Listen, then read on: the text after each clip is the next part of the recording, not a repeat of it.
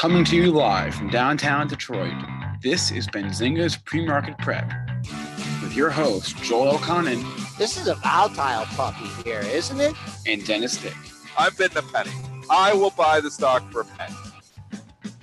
With everything that you need to start your trading day.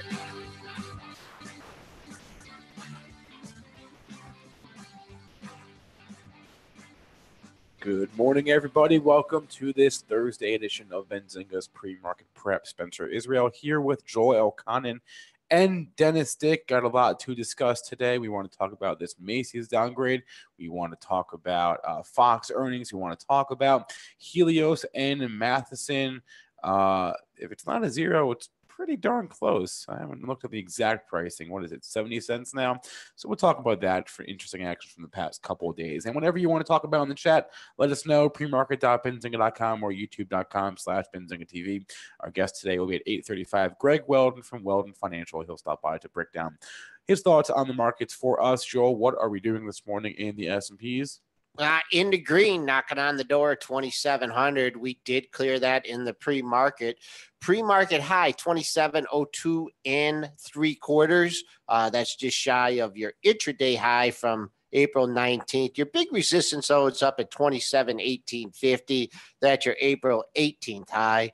Coming back down on the downside, yeah, we'll find some support at the close if we get down there at 96 even. Your pre-market low down at 92.75. Bitcoin, just being Bitcoin, hanging out over 9,000, up $47.50 at 93.45. Crude well into the, not well into the handle, but safely into the 70 handle, trading up 39 cents at 71.53. Gold getting a little bounce this morning at 13.1780, and silver in the red by 12 cents at 16.66. Dennis, the financials needed something to get them kick-started. The rally got them going yesterday, but what is going on with Wells Fargo? Well, the kick-started rally actually started when we had Value Act take the position in Citi. And we mentioned it on the show 3 days ago when that happened. I said, can this kickstart the whole financials? And it did. I had a bunch of banks that day. Day trader and me sold way too soon. Wish I would have held because they've been straight up for 3 days. Now we've got more news here, Wells Fargo. But I mean, the rally has already been started. Now you're chasing. Like Citigroup is up 5 points in the last 4 trading sessions. You got Bank of America up almost $2 in the last 4 trading sessions. So Value Act kickstarted, but Wells Fargo is continuing the rally here this morning. It is up another $1.24. It's investor day over there. Spencer, details on what was said. Well, just a couple of headlines. They cited tax cuts, and they raised their profitability target for the fiscal year. Return on equity will be in the 12 to 15% range, they said, for the fiscal year 18. Stock took off on those comments, 54, 54 and a half. It's now bid 55. I'll tell you, somebody's with an iceberg and they are just pushing this higher. Somebody just hit 25,000 shares at 55 on that 100 share bid. Doesn't move. That is an iceberg order. So when you see 100 shares or 200 shares or 500 shares bidding for the stock, and somebody hits it for 25,000 for 5,000, it doesn't move. It's telling you they're only showing the tip of the iceberg. They're only showing a little small piece of that order, and the order is a lot larger. We don't know how big that order. It could be 100,000 shares. It could be 50,000 shares. It could only be down to like 5,000 shares, or even maybe only a few hundred shares left. You don't know. That's the whole thing with an iceberg. It tries to hide the institutional intentions, and it works very well. But, you know, obviously when you see these bids coming up and they don't move, it means there may be a lot more size there, and that can push the price higher. So right now, 55 is heavily bid by some institutions saying Wells Fargo's going higher. And they just may have an unlimited amount too. I mean, they have the unlimited button. The unlimited button. They can buy 10 billion shares. 10 billion. They'll buy the whole float. And you know what they also could do? They could say, I'm going to pull my 55 bid. And then everyone's like, yeah, I should have hit the 55s. And then they come back again. Or they come in. When they're not getting it and you're scaring the price away from you, sometimes they pull, sometimes they move them back. I mean, you got to do what you got to do. If you want to buy the stock, you're going to do whatever tactics you can, the best tactics to do it. And it's all about price impact, Joel. And if you throw that, you know, if you want to buy 1 million shares and you throw a 1 million share bid out there, you are chasing the price away from you. But if you want to buy 1 million shares and you throw an iceberg for, you know, only showing 100 shares like it is right now, 55.05, like just example again, 100 shares just traded 55.05. They hit it for 10,000, didn't move. So somebody's still accumulating. Probably same institution just coming up because pretty coincidental. There's two institutions using iceberg. So it's probably the same institution. Think stock's going higher yet. What was that that railroad stock that you got plowed in? That there was CSX. CSX, yeah. That was a while ago though, like a couple of years ago. I feel like what happened again. I remember that was news, and I tried to fade the news. It was up like $4. I'm like, no way is this going up 4 on that news. I think it ended up going up 10 on that news. What was the new CEO or what was that news? Do you remember? It was something. The guy was taking the company private, or they were merging from. No, I wouldn't have shorted if it was private. It wasn't that. Was that?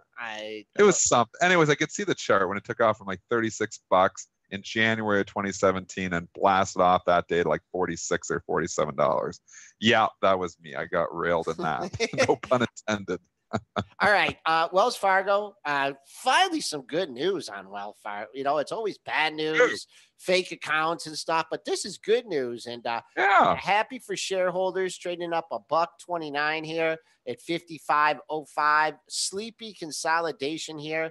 Now breaking out. 54 was the breakout. So if you're looking to buy old resistance and hope it's new support, but don't know if we're going to see 55 today, I'll just alert our traders that there are a pair of highs in the upper 55 handle, starting at 55.58 all the way up to 55.99. So there's your resistance if, in fact, we can clear, but trading at the highs of the pre-market session and pretty good value. Let's jump over to some other news here. All the other banks, by the way, are trading up in sympathy here this morning too. Citi, Bank of America, all trading slightly higher, but not, enormously higher here. So just keep that in mind. They are trading slightly higher here on the Wells Fargo numbers that they just gave out. There's actually some other interesting stocks here. So we'll stay away from earnings here just for a few minutes here. We'll get to the earnings parade, but I want to go to Qualcomm here. They're doing a $10 billion buyback here. It's $10 billion, I believe. Wouldn't be 10 million shares. That's right. $10 billion. Stock is trading up $1. I mean, I guess they got to do something. They make, they've got some money there. It doesn't look like the NXPI acquisition is going to go through, so they're doing a buyback here. I mean, I've never been a big fan of buybacks, but there was an interesting chart actually tweeted out by Bob Pisani last week, and it was showing Apple. I'm going to see if I can find this actually. Maybe I can even find the link to it. But it was showing Apple with all the buybacks that it's done and how much the number of shares have come down. And it was saying that basically, Apple's making 30% more money now, obviously per share, because of all the buybacks that they've had. So, it shows you that the buybacks can work, then they, obviously, they're buying back shares that they do work. I just always have been more of a fan of paying dividends out, but I guess, there's other ways to do it too. So Qualcomm, $10 billion worth would be almost 10% of the float. So that's an impressive buyback that they're starting up here for Qualcomm. Was it Gene or was it Michael Olson that said that just with the buybacks that Apple stock will go up, factor in a 3 or 5% gain per year? I think it might have been Gene that mentioned that, but getting a boost here. Qualcomm trading into green by $1 here, actually 96 cents. Trying to break out over 54. You've had no, not really. The breakout's above 53.30. So if you get a pullback to that area, that should be support. As far as resistance goes here, you're opening into your April 19th high of 54.14. And after that, things really open up. So the longer we stay here above 54, you got a nice gap in the charts. There was probably some more negative news. I don't know if it was earnings or whatever, but things are wide open at Qualcomm here above 54.14. Yeah, 55, I think could give you a little bit of trouble there too. But I don't know. It seems like every time this thing pops, it gives it back. I mean, it's a big buyback. I don't think it's going red or anything, but I'm not, getting all excited here. Obviously, I have this in my investment portfolio. It's been a dog. I'm in at 62, so I got about $4 or $5 back of the losses, but 4.58% dividend, so it's at least paying me to wait. I mean, I like getting paid to wait. I know BP went ex-dividend here today. Spinner was saying in the chat, and I'm getting paid here again. I have BP in my investment portfolio, so I like it when they go ex-dividend and they're in my investment portfolio because it's payday. And I don't know if people were doing the dividend capture on this one, but plus oil's been rallying. It's had a nice rally over the last 3 or 4 days. So I'm not sure if what's the yield on that one? Is that pretty good? No. BP 5.2. Yeah. Where are you going to get 5.2? Not bad at all. Nope.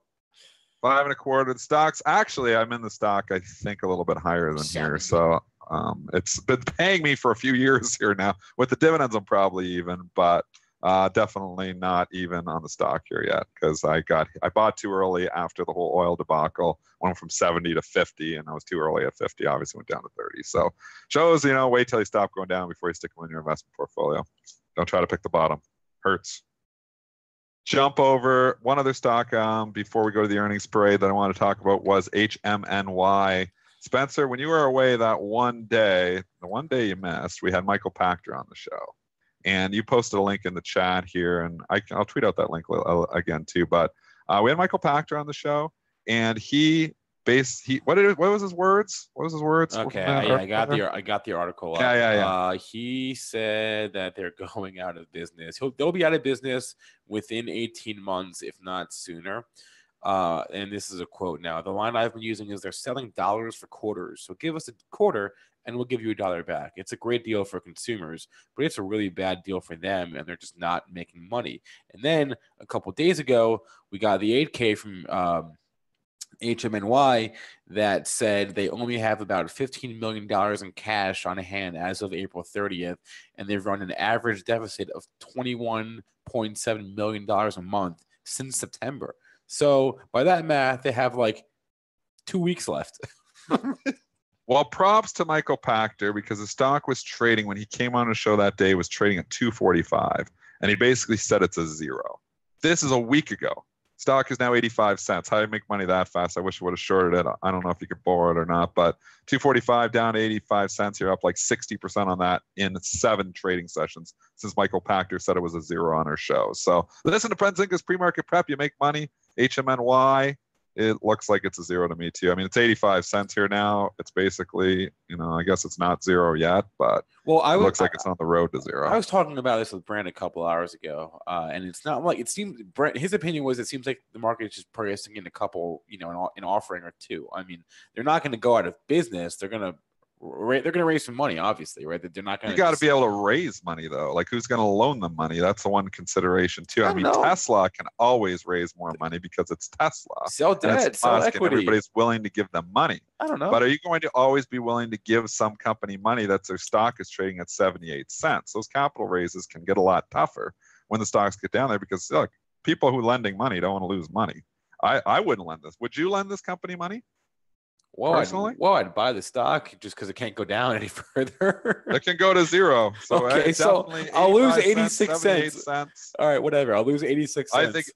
Well, yeah, but whatever you put in, and that's the one thing, that a lot of people think, oh, well, it's 78 cents or it's 85 cents. What can I lose?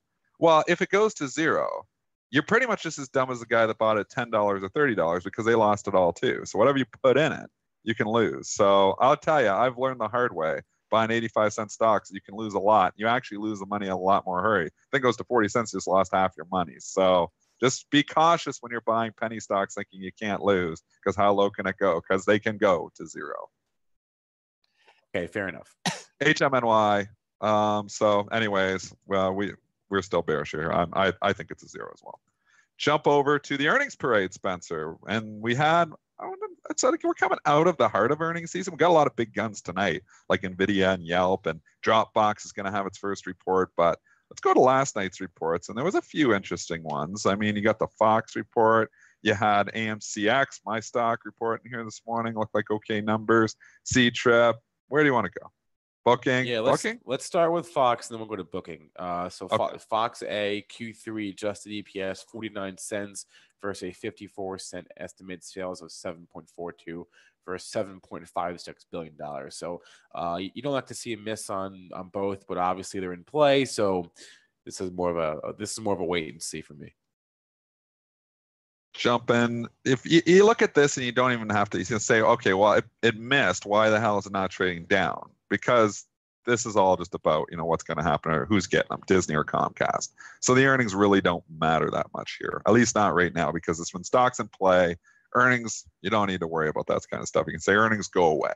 That's a new saying for I just made up here right on the spot. When stocks and play earnings go away, and that's, what we're dealing with here with Fox. If this was just normal market environment, Fox would probably be trading down on this report because they missed. But because they're in play here, I mean, if it went down to 36, 37 bucks, I'd probably buy it too, because I think there's going to be a bid there from 30, probably from Comcast, or, you get the Disney one that goes through.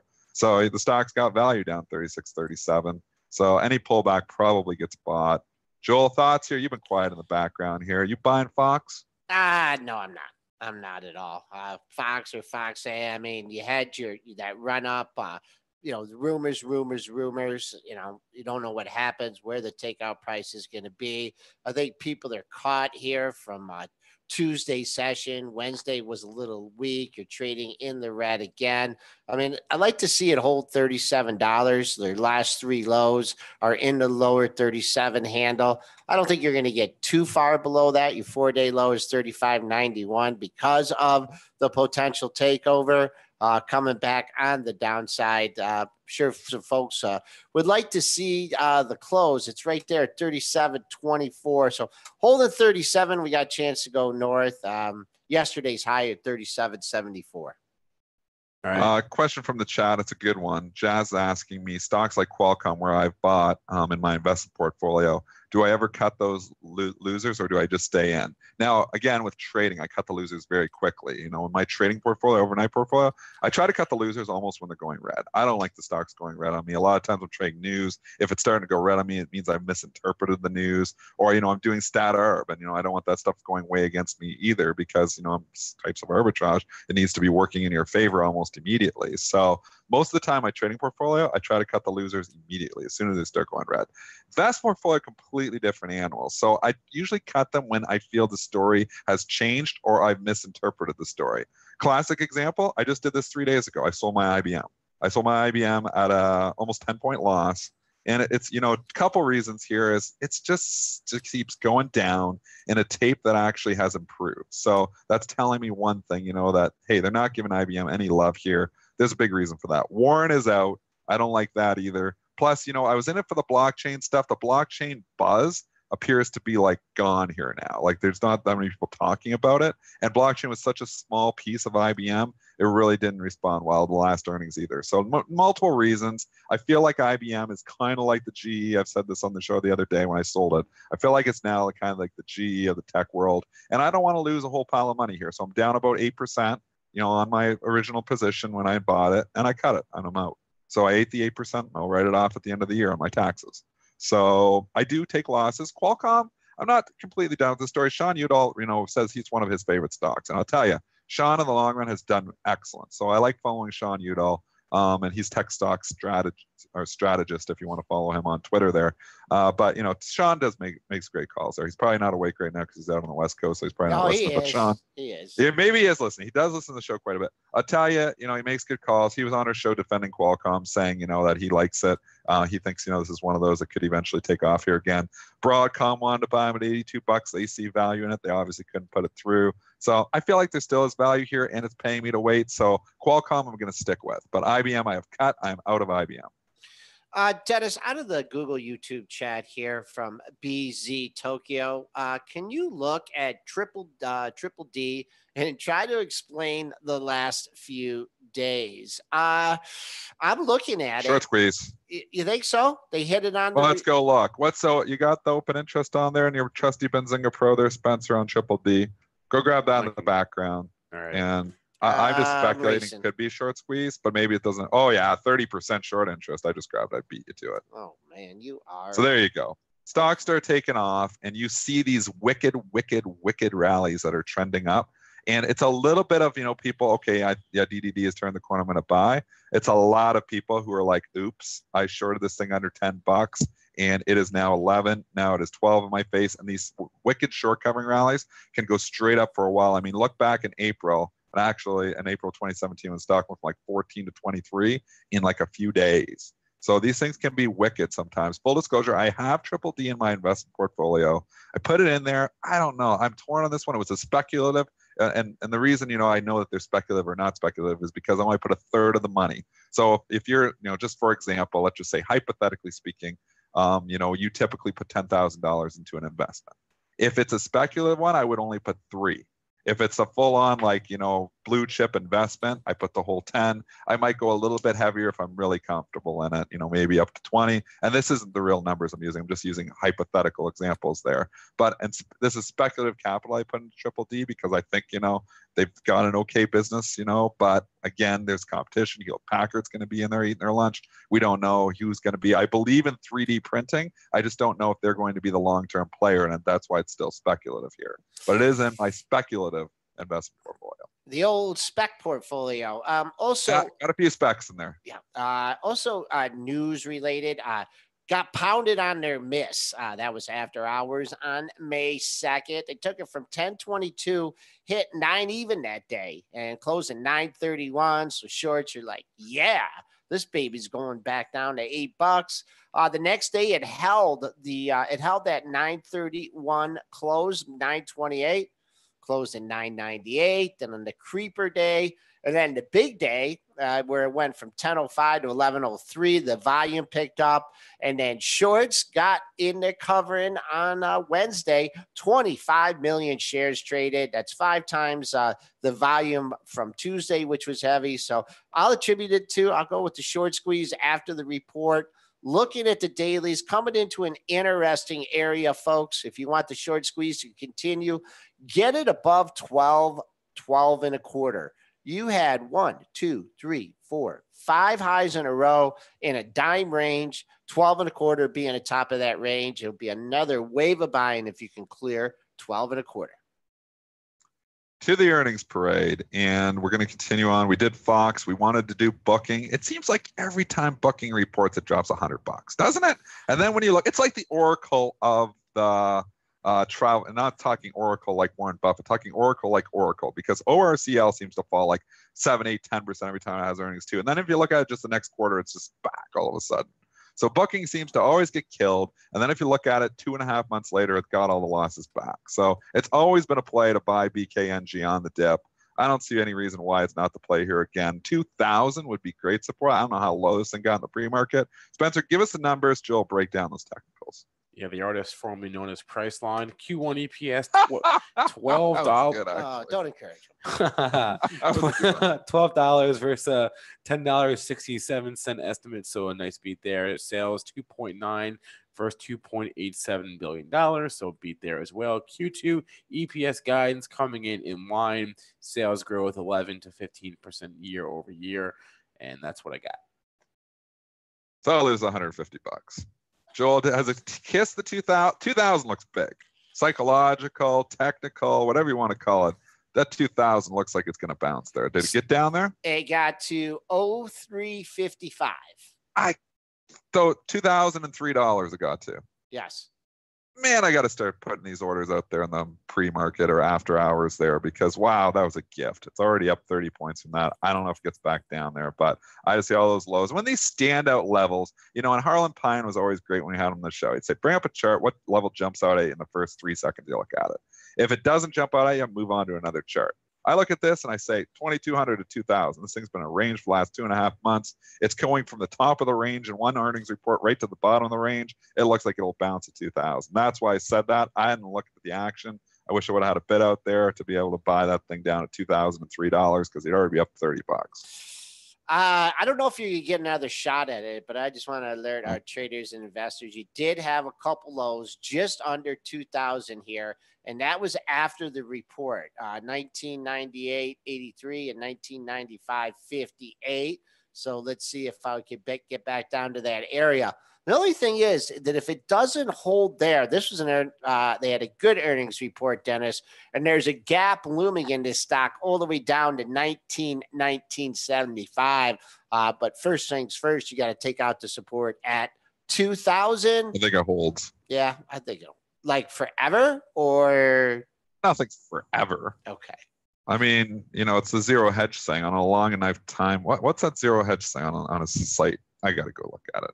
I use this every once in a while. I haven't used it in so long I forgot. So zero hedge has on the corner of it, it says on a long enough timeline, the survival rate for everyone drops to 0. It's a good little saying. Yeah, it's kind of depressing, but so on a long enough time, her horizon, everything looks like hell. But Short term, 2,000. I like it. All right, we got a question That in was the a chat bad about a tangent. stock Joel that I've shook his never head at heard of. Real quick, I just want to What do cover you got? here. H Oh, E. it's hot today. It was littered in my filter there all night. So my up filter last night, it was like just littered and it just kept popping in there. So here, Turtle Beach, I don't know anything about this either, but it's up big. Is there news here, Spencer? What did you hear? Well, I didn't hear anything. They had earnings after the bell. So that's what Must I have heard. Good. Yeah, I'm not really sure because I don't think they compare. I think they had some adjustments, so I don't think the EPS compares to the estimate. They lost 81 cents for the quarter. There's no way that compares to the 2-cent loss estimate. What else did they say? They you know what this is? Okay, yeah, I don't know anything about this company either, but the CEO said on the earnings call that they're propelled by the success of Fortnite and Battlegrounds. So you guys are into your gaming, right? Apparently, I don't know. So those are two of the biggest video games in the world right now. And that Fortnite thing is so hot. They also raised their sales outlook for the year, in part because of that. That's the one where you go in there, they drop you in a parachute, isn't it? Like 100 people, and then you try to survive. Yeah, whoever survives. My buddy played everyone it. I know. Everyone I know. Have you played it? No, I don't play video games, but everyone I know who plays video games is playing that game. It's like everybody just drops in, and my buddy was playing it, and he said, I died in like 5 seconds. Like they drop you in, 100 people, whoever it's last to survive wins or whatever. So it's like, what was that movie that was kind of like that? Maybe it's based on that to a certain extent. Remember that movie with Hunger Games? Remember that? Yep. I mean, they drop them all in there, and each one, and the last one to survive wins or whatever. It's kind of like based on that. Okay. I wonder if they paid them royalties. Okay, then. It's kind of like the video game of Hunger Games. They drop them all in. It's a cool concept. I mean, apparently, usually like 30 or 40 people die in like the first minute of the game. And once you're dead, and then, I guess you can go play it again, another round, drop in your parachute. But, you're trying to survive, and it's like a real life or a video game survivor thing. It sounds like a really cool concept. Honestly. So I'm you trying mentioned to Fortnite. learn. It's like mentioning blockchain 6 months ago. I also don't know anything about the company, so I just cursory research. So they produce sound cards and headsets. So holy cow, is that a business to be in? I mean, the stock's gone from $2 to $8 in the last 2 weeks. I'll stick with my theme here. I don't know anything about this company, but if this is just capturing the Fortnite buzz and this is things taking off, it can continue to go up. I'm not coming in and shorting it, but I'll say the same thing that I said. I don't forget about what company it was, just even last week, and it's already come way down. I think, when you look at this thing a year from now, it's back to $2. So don't stick. I would say don't stick this in your long-term investment portfolio. You want to trade it? It's going to have some wicked moves, maybe go 10 to 20. It could do all kinds of stuff. fun We get stuff. some buying But balances. I will say, what's popping in here? 1 year, I think jobless claims and CPI are looking good here, Dennis. Jobless claims and CPI, I don't know what they are, but we just got to pop the 27.06. We're up 7, took out the pre-market high. Core CPI was 0.1 versus a 0.2 estimate. That's not great. I don't know not sure what's so great about that. But what's popping? The SPOO's popped to 27.06. Dennis said this pop. We're up 20 cents. Okay. Nothing major. Or jobless claims were lower than the estimate, 211 versus 218,000. So I don't this market's just hot right now, and it got hot 3 days ago. Obviously, I mean, a lot of charts were looking bearish, and they turn around on a dime. I'm still gonna say, day to day, this market's still tough to call. People say, "Oh, we're breaking out." It's starting to look like we want to again, but again, things just happen, and boom, we go right back down. We've still been in a trade. Last 3 months, we just chopped around. Chop is the name of the game. Play the chop, but don't chase. That's the whole way. And you're in a choppy environment, don't chase stocks, because chasing gets you hurt. That's the only thing that I will say is be very careful if you are chasing stocks. Just going back to here, your pre-market high is 1170. So keep an eye on that. You have fallen off $1 from there. So it's very important to get back over 1170, clear 1170, and who knows where this thing can go. I don't know if it all-time high was made a long time ago at 89.55 in 2013, but I'll just be keeping an eye on that pre-market high, and seems to be finding a buyer lower here. Several brackets you had a low at the 1030 area, so early parameters 1030 to 1170 in here. Banks getting hit just a little bit on that news. They've given back some of the gains. We're up significantly on a lot of them because of Wells Fargo, but I've noticed the banks have come down back to flat. So obviously not liking those numbers that Joel's just telling you about. Jump over to, give me Duke Energy, because these utility stocks, DUK, and starting to get here now. Give me the Duke numbers, DUK, quickly, because I might actually short. $1.28 versus $1.28 versus $1.14, 5.32 billion versus 5.81 billion. So they beat on the EPS, they missed on the sales. It's good numbers, but it's Duke Energy, and that makes me these energy stock, these utility stocks have been getting annihilated. And if you look the last couple of days, look at Southern down 3 straight bucks. Look at, DT Energy. Look at Duke. They've all been annihilated. Anytime you see these things pop back quickly on earnings, they, and get back all the losses, they almost always give it back. So this is a prime, even though it's a good report, I think it's a prime target to give it all back, Duke Energy here. So just, keep in mind, that the stock has a good report. You're fading it, but this thing gets anywhere near 80. And that's the number that I really like up there. I think you got sellers like they're up there like crazy, up near 80. Yeah, it better take out 79.39 first. You did get a pop. You did get a crazy pop up to 79.90, Dennis. So yeah, that's an odd lot because I got an odd lot there. To trade it. I could see that. But I got short 10 shares there. I was sitting there trying to get short up near that 80, and somebody hit me for 10. So, and then another 100 went, but I didn't get that because it went on another exchange. Such fragmentation sucks. Because you sit out there, and I'm out there on NSDQ, and it's like, okay, it'll print it at my price, but it'll do it on another exchange, and I don't get filled. I mean, they find every single way to screw your limit order. This environment, it just screws your limit order so much. And, it's because it's 13 exchanges. You throw on this exchange, well, who's ever controlling the flow can take it to their exchange, and that's a big, that's why everybody like, Citadel and different are hungry for order flow and be able to route it, because they can route it in different ways, or they can just match your price. Everybody wants to do quote matching strategies where you throw out the offer, but you don't get filled. So anyways, it's an environment that limit orders just get screwed left, right, and center. All right, 8:34 now. We're going to take our first break of the day. We're going to grab Greg Weldon from Weldon Financial. We'll be right back in a moment with Greg.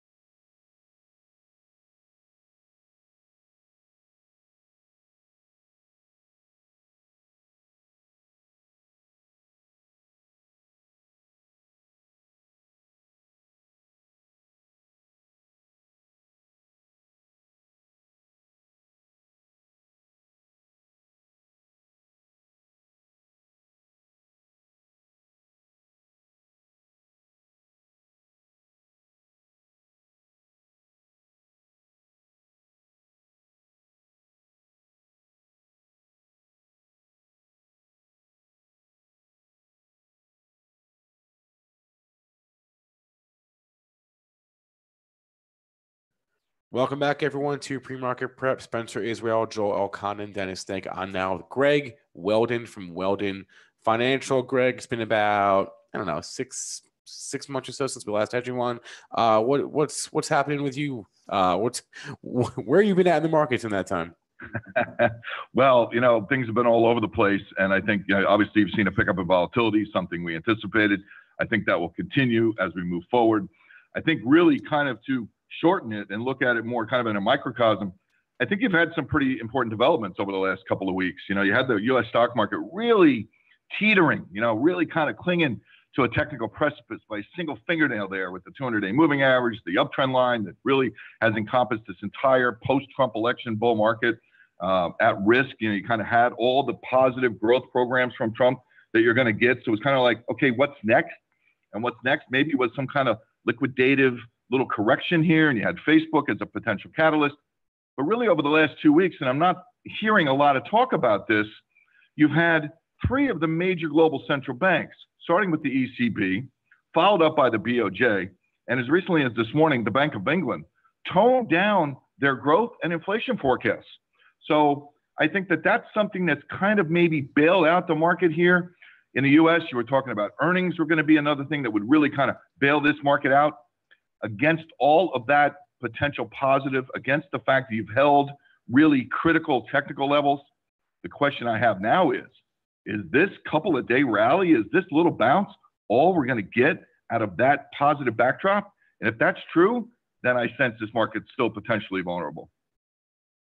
So let's go down that hypothetical for a second. Let's say this is all we get. Then let's follow down that road there. Yeah. Well, I mean, today's inflation report in the U.S. was interesting. It was month on month was a little less than expected. So the market's taking that as a positive. I would counter right away with two things. First, the year-over-year rate on the headline was 2.5, up from 2.4. So it's higher than it was a year ago. And that's going to be critical going forward, especially with core at 2.1. And if you listen to what the Fed tells us, CPI at 2.5 would be, consistent with PCE at target 2%. And you're there, all right? And going forward, gasoline prices, as you can see, new highs here in this bull move, $2.17 here, the June contract. A year ago, June contract was below $1.40. So consider the 50% plus and near, the dollar, almost $1. If you get to like 2.35, which is our upside target, you're talking about $1 higher than a year ago potentially, and already you're at a 50% year-over-year dynamic. That's going to boost the inflation numbers going forward. And if you're starting from 2.5, that puts the Fed in a little bit of a box, because the thought process around the Fed is, you go back to September, when they finally dropped this normalization talk, which was just kind of stupid to me. What's normal? I mean, that's a non-definable level. What's definable is neutral. And they shifted to a neutral, wanting to achieve a neutral policy. And with that, get some symmetry to policy too, in case they had to ease down the road. But neutral is a moving target, because it's basically you want to get the 2-year bond yield to a level that is not negative relative to headline inflation. That had been 2. The Fed's median forecast was 2.1 for this year's Fed funds. Okay, so when the 2-year note moved from 140 in September, when Yellen kind of laid this out, to where it got to around a 2.25 level, which would be the top end of the Fed fund range, it kind of paused. And that seemed to be, okay, maybe we've achieved neutrality. The problem is inflation is moving higher. It's probably set to move even higher. You get to 3, what then? I mean, you have a problem, especially if you see any impact on the consumer. And that's a whole nother story in terms of what's the risk of the consumer here, who's going on one of the most unprecedented borrowing binges in history in the last 4 years, predicated again on an appreciating paper asset that may or may not, stay at the levels necessary to kind of provide the collateral for that credit that's been borrowed. So, a lot to talk about. And I still think, from that perspective, it's still a very treacherous situation here in the U.S. market. We're on the line with Greg Weldon of Weldon Financial. Greg, that's not even that number's not even accounting for the recent pop in oil too. Here we are trading up 47 cents at 71.61. So I mean, that's not going to assuming we stay in this area or where the gains are marked, that a component of inflation, oil could exacerbate the situation. Yeah, it can. It is. I mean, it really is. That's kind of, what is happening here. And we do have some thoughts on oil. I mean, then does the Fed say, well, this is one-off based on geopolitical risk and we're not going to respond to that? But what I will counter in that vein is to say it's not just oil. And frankly, the bigger wild card right now is food inflation. You've started to see a move in food prices, not just here, but pretty much globally. They've been very depressed. I mean, you had a negative CPI for food for quite some time. Similarly, you've had a negative CPI for imported consumer goods from China. So that's kind of changed too. So you have two major wild cards here that going forward could really play into pushing the Fed even further in this box. And in terms of food, it's important to note that this year's U.S. crops, all right, the grains, the oilseeds, soybeans, wheat, corn, critical in the sense that particularly in something like soybeans and soybean meal, less of a food product, but where it ends up in a lot of foods. And you look at it from that perspective relative to South America and Argentina, where you had a huge drought, really just ended. You're still kind of trying to figure out what the crop is there, but it's about a 14% loss. They're the world's largest soybean meal exporter, and demand is at records. So in the U.S., whereas you've had these big crops, and you really, you've had lower prices, and relative to a year ago, you're about the same level here. Although last year through the summer, because of the huge crop, prices went down. So right here, if you just stay where you are in some of these ag markets, you're going to have a year-over-year dynamic by August, let alone there's no margin for error in these crops in the U.S., particularly in the bean complex. And if you have any weather issue, and you're already seeing plantings running behind schedule, particularly in corn, then you have an issue, and you have potentially explosive markets there too, which would really kind of put the screws to the Fed in terms of, exacerbating this kind of year-over-year base effect in commodity prices that will have an impact on CPI data going forward. All right, we're talking food prices. Let's talk some food stocks here, and many of them have been extremely weak. Are you attributing this to the higher prices or people not eating? We look at some of these charts like Kellogg has been beat up as late, even though it's gotten a little bit of a bounce. Kraft Heinz, something Dennis and I are both in there. Actually, 59 looks like a big level in that. Talk about the food stocks. Buy, sell, hold, or run away. Well, I mean, picking individual stocks like that, not necessarily my area of expertise, but what I can tell you is what I see on a broader basis, and it's particularly applicable here to the food stocks, is margin pressures. I mean, really, you're starting to see that begin to grow. The question is, can you pass price increases along to the consumer? And I think that question to me is still a big question mark and probably a no. And if that's the case, what happens in terms of fighting for market share? Especially market share that's not growing. Then that becomes an issue for some of these companies like a Kellogg's, like a Kraft, like some of the bigger producers too. So I think definitely from that perspective, I would view the backdrop fundamental as being more negative than positive. And when you look at some of the restaurant stocks too, in the same vein, okay, you have seen a real decline in the growth rates of retail sales at eating and drinking establishments.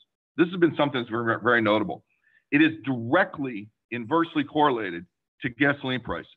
You can literally see, like, for every $2 you might save at every $3 you might save at the gas station when prices are going down, 2 of those $3 are spent at eating and drinking establishments.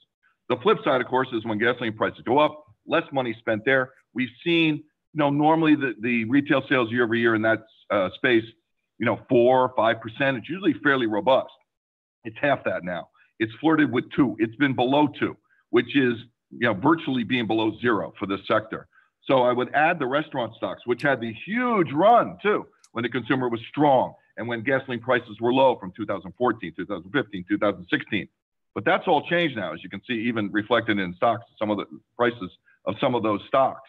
So, to me, the backdrop is, more of a dark cloud than it is a bright, sunshiny day. All right. Just talking about going to the oil prices. I mean, though some of these oil stocks are really, really lagging here, especially some of your drillers. You would think, well, with this, nice of a move in crude, I mean, your Exxon Mobil's playing some catch up, your Chevron's playing some catch up, but I guess if you want to play the sector, the best place is actually in the crude futures. But just any comments? I mean, they're starting to play some catch up now, but why are some of these oil stocks lagging the crude oil? Well, you mentioned ExxonMobil, and it's a great example. It really has lagged. It's been on the verge several times of major, monthly, multi-year, multi-decade type technical levels where it could have broken down. What I will say is, yes, it's been much better off to play the underlying commodities. That's what we've done here. We've been long gasoline, and it's worked out beautifully. We more recently, a couple of weeks ago, entered the XLE as a long too. And if you think about people putting money into stocks over the last, 18, 24 months, back to 2016 when Trump got elected, nobody's putting them into gasoline. Nobody's really putting them into metals. I mean, this is going into tech. It's going into passive. It's going into the top level stocks that have really performed. You're talking about semiconductors. You're still talking about consumer discretionary to some degree. What it hasn't gone into the commodity space, particularly energy. Now you're starting to see a little rotation where, holy mackerel, you do have a really high price in crude. To some degree, this is going to be beneficial to these shares. And really, it's an out of favor sector at a time when tech, to some degree, looks vulnerable. So I think a rotation of capital could be coming into play here, kind of a ratio basis, like the XLE versus the S&P, for example. It's just been pounded.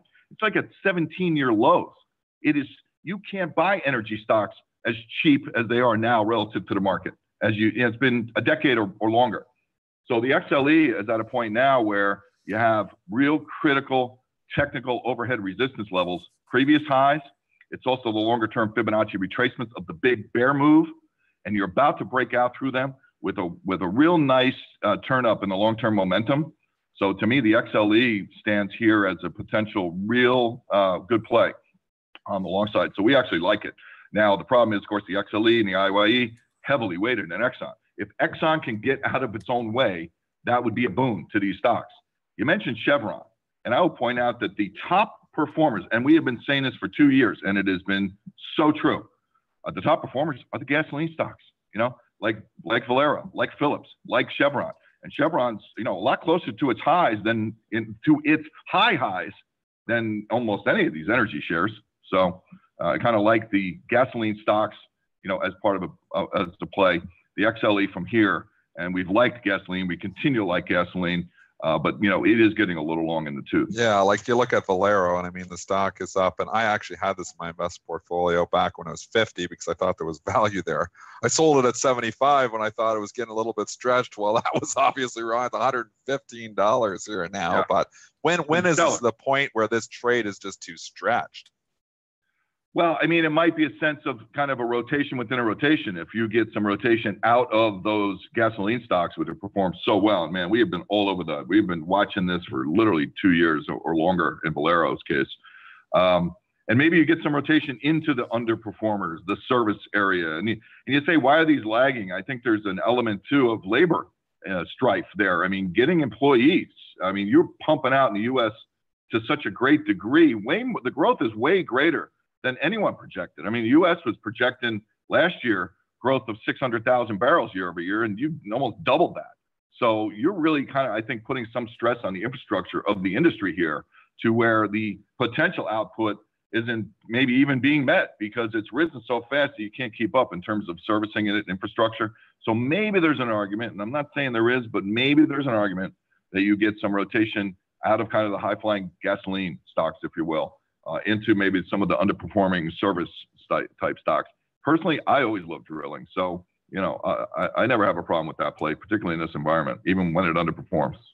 One more for you here, Greg, and to go with your thesis of the Fed perhaps being under behind the 8 ball as far as interest rates and inflation. Where do you go to capitalize that? I mean, if you look at the gold charts, maybe I'm just being a little bit too traditional here, but gold is still, I mean, it's up 820 today, but gold surely is not acting like there's this kind of inflation you're talking about. How do you play this if, in fact, the Fed is behind the 8 ball with raising interest rates? We're going to have higher inflation. It's a great question. Gold has been frustrating to the bulls for sure. But I will point out a couple quick things on this. I mean, first of all, dollar index above its 200-day exponential moving average for the better part of almost 2 weeks now. Gold has not violated its 200-day exponential moving average on the downside. Okay, silver's had a nice pop here off a triple bottom right around $16. To me, it's kind of the longer-term picture there remains very bullish. It's a question of patience to me, and that brings you to the dollar, because the dollar's clearly got to be the catalyst to all this. And one of the things we haven't mentioned, and one of the things that to me is a big deal and has been really since October, is the U.S. budget deficit. We're not talking about that. It's blowing out in a kind of eye-opening way. You get numbers on that today for April, which should be, an interesting month given all the tax dynamics that we have going on, this year that you didn't have in the past. To me, the dollar had gotten strong in 2014 because the Fed dot plot was we're going to be at 3.5 Fed funds by 2018. Remember that? Yeah, clearly not. But that was the projection. It lifted the dollar. Then you had a transition to where it was bond yield differentials because the U.S. Fixed income yields are moving up. Europe wasn't. And that kind of drove the dollar to its next higher level. But since then, the dollar has fallen. It's underperformed. And if you go back, you can really look kind of at where the breakdown took place. It's linked to the widening of the budget deficit. When's the last time anyone came on the show and talked about twin tower deficits? I'm willing to guess it's been a while. And you have them. You have a deepening trade deficit, the deepest level in 10 years since, the only times it's been deeper is 2005, 6, and 7. And you have a budget deficit that could end up being a record. So I think that these things will still come home to roost for the dollar. I'm actually kind of glad that it's having a little bit of a correction so we can sell it higher. If this thing can get up to 94.50, 96, I feel much more comfortable selling it there for the rest of the year than I would have near its lows when it's already down 14% from its highs. So I would keep the dollar in mind as still a major potential play for the second half of the year on the back of just a massive erosion in the U.S. budget deficit. Let alone if that continues, because the Fed does have to chase inflation a little higher, because every tick up here in bond yields adds directly to the deficit in a significant way. And to me, that's a major, risk to the dollar. It's more than a risk to me. It's something that's going to hurt the dollar later in the year. And I think that will finally be the catalyst that'll go above this 1377 level, which is so critical. Because if you get above that, it suggests this entire thing since 2011 was an ABC Fibonacci correction, and we're going to new highs in gold. Wow. Great stuff, Greg. Great stuff. Thank you so much for the time. Greg Weldon from Weldon Financial. Have a good rest of the day, Greg. Thanks, guys. No problem. All right, Dennis, where's that buyer in Wells Fargo? He disappeared. Now we're only up 39 cents here. Yeah. 54. They took them out, and the banks, that number hit all the banks. The banks were all red. So JP Morgan's in the red, Citi, Bank of America, Morgan Stanley, Goldman actually would be in the red too, but it's just an odd lot. But actually Goldman just went back green. But I mean, it gave back the numbers, it gave back those gains right on that number. So, the number came out and you were good to, break in with that number there. It hit the banks. Now the banks are they're trying to come back off the lows here a little bit now, but they got hit pretty hard on it. So Wells Fargo, same thing, victim of that number. All right, giving back a lot of those gains. All right, did we cover all of our earnings stocks? I want to do my AMCX. Oh, yeah. AMC Networks. I was been propping. This is one of those investment positions, and this is not speculative. This is a full position for me in my investment portfolio. And remember, I was arguing. Now, again, this is nothing. It's good numbers though, but I still think somebody might scoop them up. All right. So I'm getting a little benefit of the earnings report here this morning, though. How are the earnings? Well, congratulations, I guess. $2.65 versus a $2.20 estimate. Sales of $740 versus $720 million. So yeah, I mean, good report for AMC. They produce good content. They make money. Content is king. That's why I'm sticking with AMC Networks. It has been in a long consolidation here forever. I mean, really go out to the weeklies. You've looked at this thing for the last year. Really gone nowhere. It's been 45. It's been 55. But, it really can't catch a bid. I think eventually it's going to, though. I'm in it, because I don't mind the fundies, but I'm also in it on the wild card that somebody buys them. So I'm sticking with my AMCX. What's the bid offer here? Because I just see Wide. wide. Oh, not that wide. 55 and a quarter to 55.70. Okay. All right. Because it's just, I'm looking at very light, only yeah, 1,000 very shares. little volume is traded here. It's not a widely followed stock, Joel. So, this is a smaller stock, AMC Networks. I follow it because I like The Walking Dead, but it's not widely followed. So and that's the one thing in the pre-market, the S&P, the top 100 components, those always get major action. Even if you're inside, once you start getting outside that, then it starts to get spotty action. Even on earnings, it can be spotty because it's not as widely traded. I'll give you one number. 55.48 is your high for the year. I'm not sure if you're going to find sellers there. Above that, your December high was way up at 58.71. So be careful if you're shorting this thing above 55.48. You don't have much room to cover. We have like 3 minutes, and we are going to grab a second guest of the day at 9. We are going to speak to Bill Studebaker from Robo Global. He runs the Robo Global robotics ETF. So we'll do that at 9. So 3 minutes until then.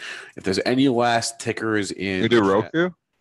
No, we did not. Oh, you know what? I gotta do Roku. I knew I was forgetting something. Yeah, Roku. Let's do Roku from last night. Yeah, let me pull up that in the pro, and then after that we'll do some. We'll run through the. Oh, and First Solar, calendar. actually one of my Twitter followers too, Joel. We've got John. I just grabbed.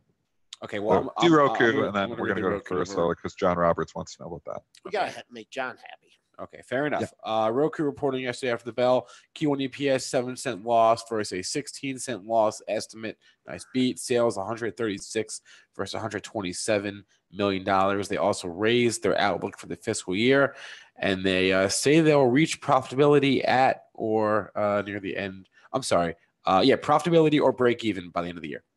Stock loved towards the end of the year, running straight up in November and December. It's been hated all year here. Is the tide turned here? I think so. I think I'm a buyer of pullbacks on this one. Not going to get my invest portfolio, but as a trade, I like pullbacks here. So if you get any pullbacks, I don't know if you're going to get them. I think Roku could be off to the races. I also think this one could be, when we look at it 6 months from now, I wouldn't be surprised if things kicking around all-time highs.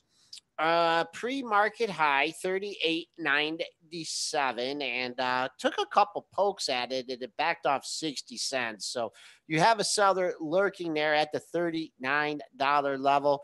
Really no daily highs in that area. Getting a lot of the losses back. Did see a couple highs in the upper 39 handle. So let's call 39.50 your next resistance. And then I see a psychological and also a number backed up by the daily numbers, 40.12 and 40.14, your highs from March 5th and 6th. Real quick for Matt in the chat, he's been asking about Micron. I don't see any news in it. Trading up 76 cents here at 51. It's hot again. What is it? Just hot again? Back on? Yeah. Yep. Big pops. I mean, all the summer. You got an NVIDIA earnings here tonight too. All your chips are trading up this morning. NVIDIA's up another $2.50 ahead of the report. I mean, again, the play is just to buy these things 3-4 days ahead of the reports. NVIDIA's run up now from $230 a week ago to $258 ahead of the report.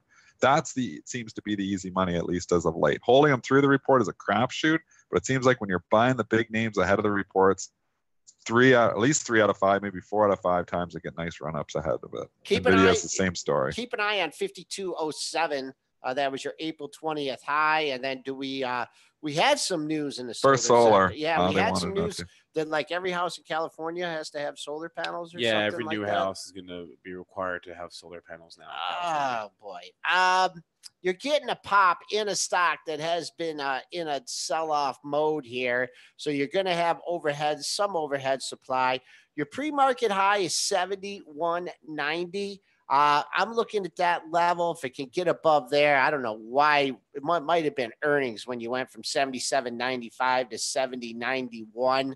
So, there's going to be some sellers in that area. Very important to clear that pre-market high of 71.90. I just don't see this thing whooshing right back up, but certainly moving off the news. All right, we're going to take a quick break, say goodbye to Dennis, and say hello to Bill Studebaker. He's the CIO of Robo Global. We'll be right back in a moment with Bill.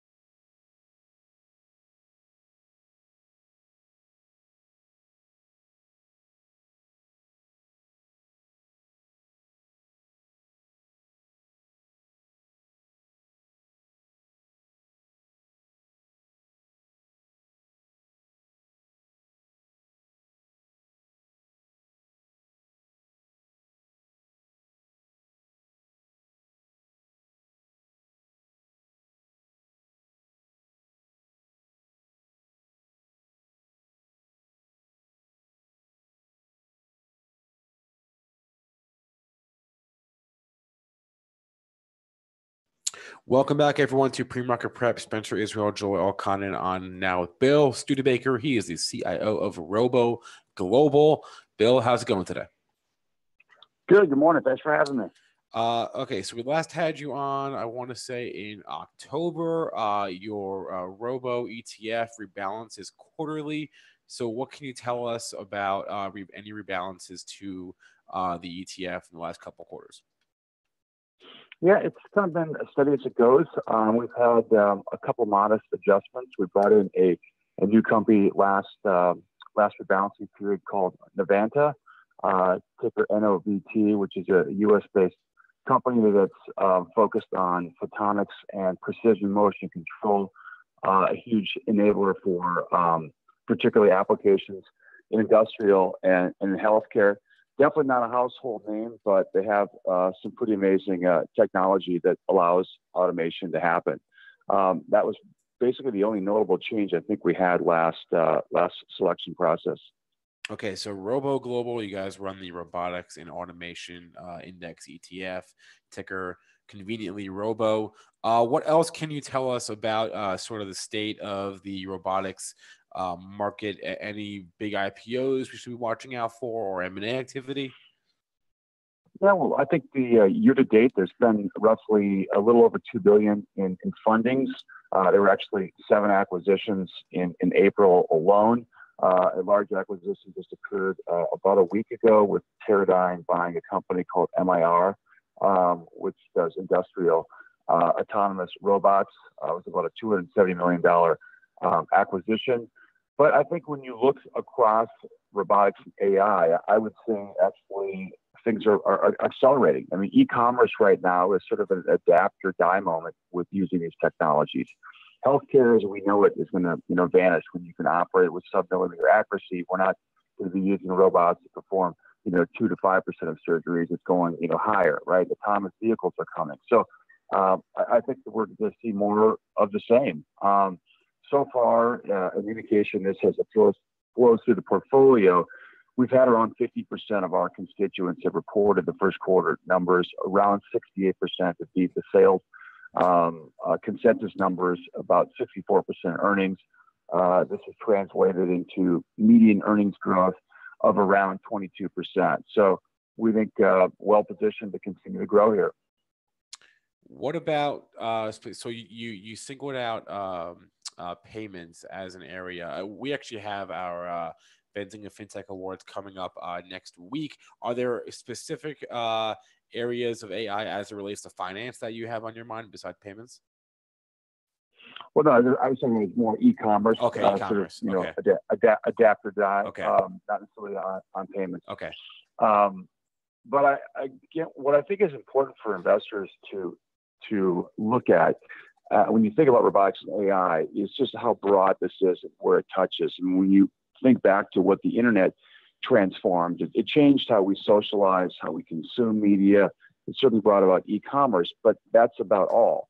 Robotics and AI are in the process of what we call them foundational technologies, meaning they're being applied to kind of all industries, all markets. It's happening now.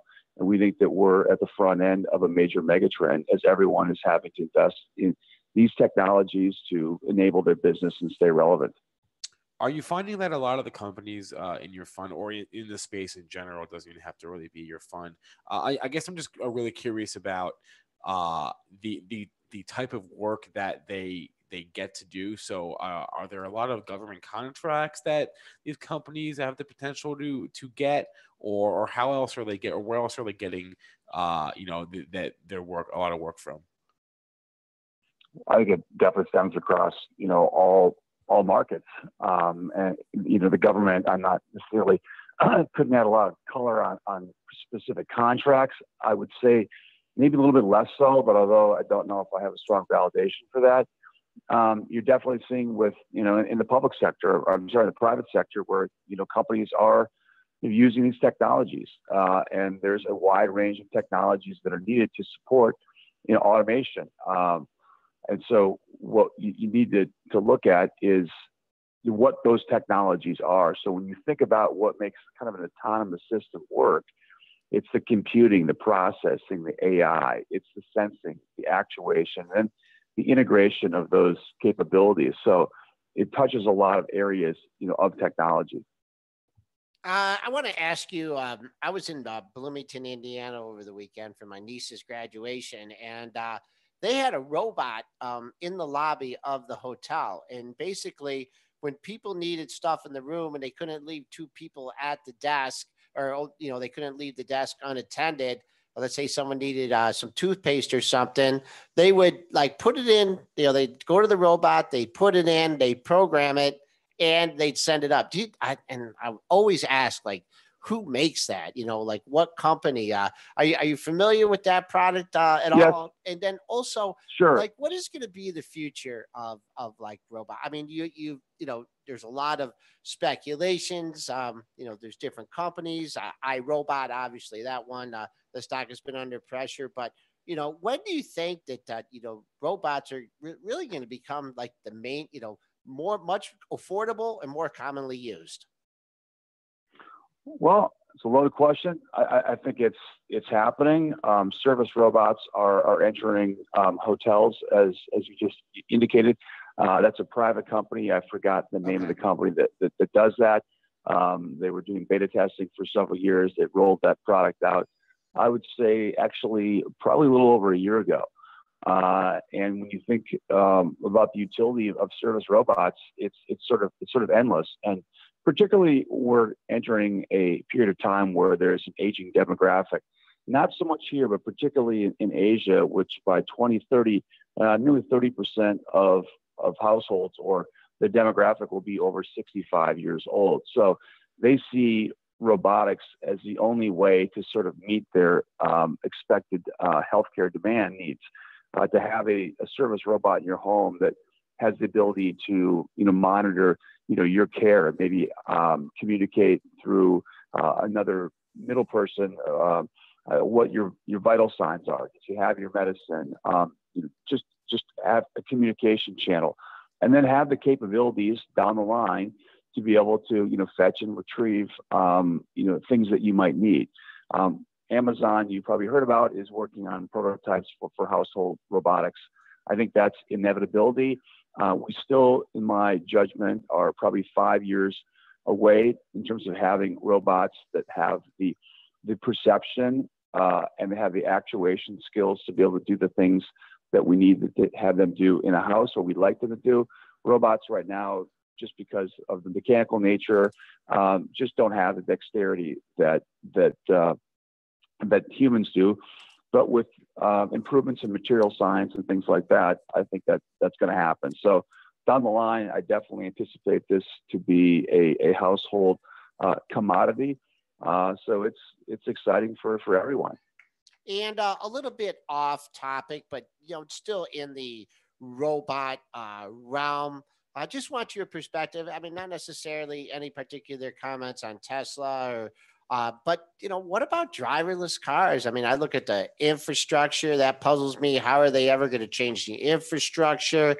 Just, general comments on your time horizon for driverless cars. Well, I think driverless cars, are going to happen.